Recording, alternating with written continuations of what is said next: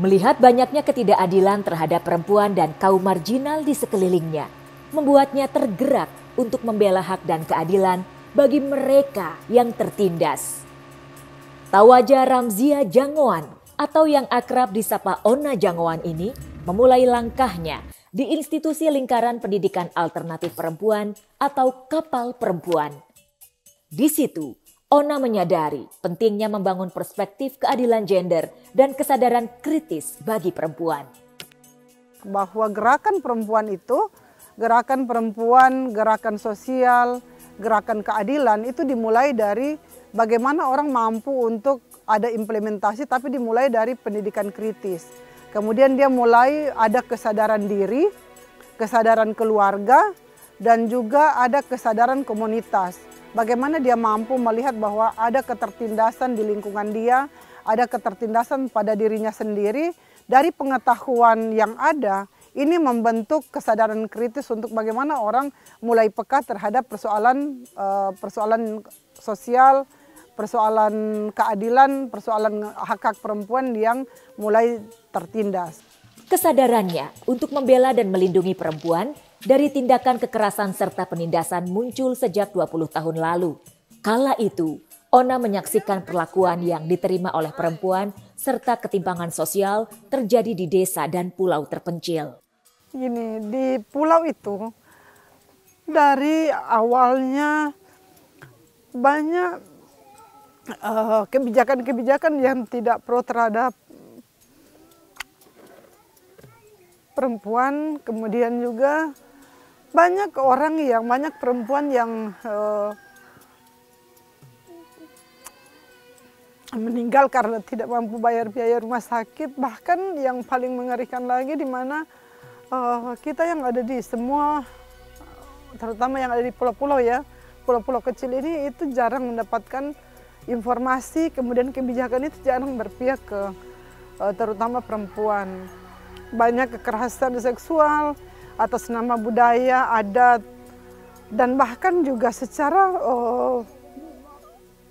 politik, ekonomi itu tidak berpihak pada pulau-pulau kecil, terutama dampaknya ke perempuan. Nah, apa yang terjadi? Masa itu dulu sebelum masa Soeharto itu saya masih ingat di mana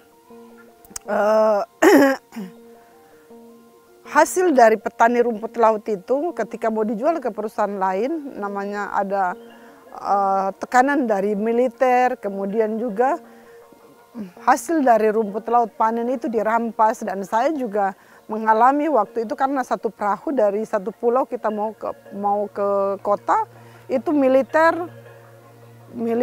kemudian juga gabungan yang turun mengambil hasil dari rumput laut dari ini. Nah, gerakan itu dilakukan oleh ibu-ibu. Nah, itu yang membuat saya tertarik, dan ini keadilan ini memang harus diperjuangkan.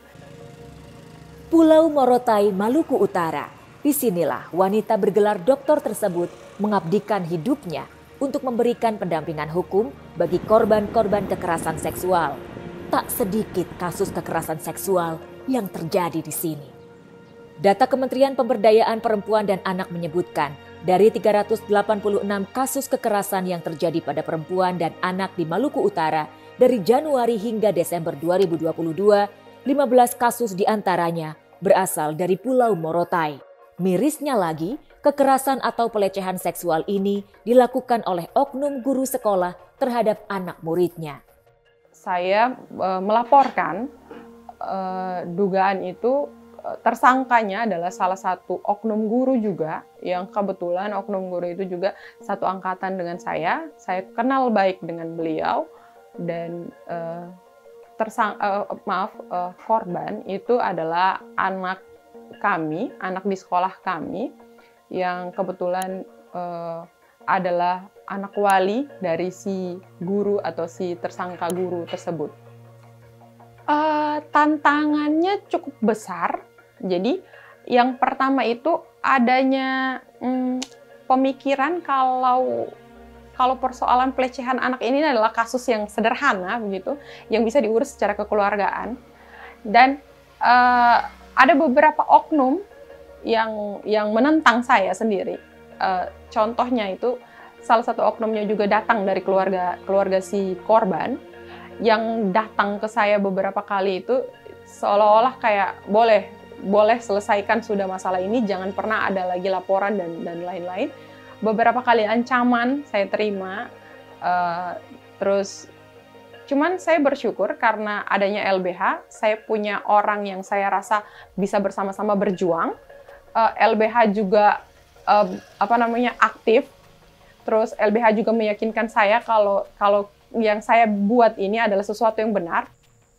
Pada tahun 2020 lalu, Ona Jangoan mendirikan Lembaga Bantuan Hukum di Kabupaten Pulau Morotai. Selain melakukan pendampingan hukum, ia juga aktif memberikan pengetahuan pentingnya perlindungan diri dan mencegah kekerasan seksual. Ia bersama rekannya juga sudah mendirikan sekolah perempuan di 5 desa di pulau terluar di Indonesia tersebut. Sekolah itu sekaligus menjadi pusat pengaduan kasus kekerasan seksual. Kenapa Morotai yang menjadi tujuan dari gerakan ini? Saya tetap, waktu itu saya diskusi dengan Mbak Misi dari Kapal Perempuan. Saya bilang bagaimana saya sendiri di sini, walaupun memang ada juga 1-2 perempuan teman, tapi tidak mampu untuk bagaimana menjadi teman dalam melakukan gerakan. Nah dari situ Kapal Perempuan memberikan support dalam bentuk kita bikin lembaga. Nah, lembaga bantuan hukum, dan sejak itu saya mulai turun ke kampung-kampung, turun melakukan advokasi. Nah, sekolah perempuan atau pos pengaduan sekolah perempuan ini dilakukan dengan konsep di mana ada bukan hanya bagaimana mereka punya pendidikan kritis, tetapi juga di komunitas ini kita mendorong supaya ada konsepnya leadership, bagaimana ada pemimpin-pemimpin perempuan akar rumput yang mampu menyelesaikan persoalan mereka sendiri, yang mampu mencoba untuk melihat bahwa ini ada menggugah hak-hak perempuan di tingkat komunitas lewat kebijakan-kebijakan lokal. Pulang mabok kalau diwaringin kan biasa, suami itu pukul bini tendang karena pikir so mabuk. Kalau kita sosialisasi pada orang, kita bilang yang mana sekarang setara boleh karena ada hukum yang melindungi perempuan. Yang dulunya ketika sebelum ada posko itu, masyarakat kalau pulang mabuk pukul bini, kalau minta makan biasa mau make bini, itu kebiasaan masyarakat itu. Tapi setelah ada posko, mereka semua kayak bilang mulai takut untuk memukul bini, untuk memakai bini, karena kita dari sekolah perempuan setelah orang dapat materi di atas di Molokai itu orang langsung sosialisasi lagi di masyarakat, terutama di kumbapa itu, di bapak-bapak, karena biasa kalau pukul bini pasti bapak-bapak. Yang saya sampaikan ke ibu-ibu, khusus ibu-ibu, saya bilang ibu-ibu, sekarang ibu-ibu ketika dipukul jangan lagi takut, karena kita sebagai perempuan itu sudah dilindungi oleh undang-undang. Dan kita punya hak sebagai perempuan itu untuk menolak kekerasan terhadap diri kita sendiri. Jadi kalau ada yang mau backing atau melakukan, silakan melapor ke posko pengaduan perempuan. Kami siap melayani dan siap mendampingi. Karena belajar dari masa-masa lalu, kan dengan masa lalu saya yang dulu seperti apa, dipukul suami itu sakitnya bagaimana, makanya saya inginlah supaya jangan ibu-ibu yang ada di desa ini rasa hal itu DP sakit seperti apa.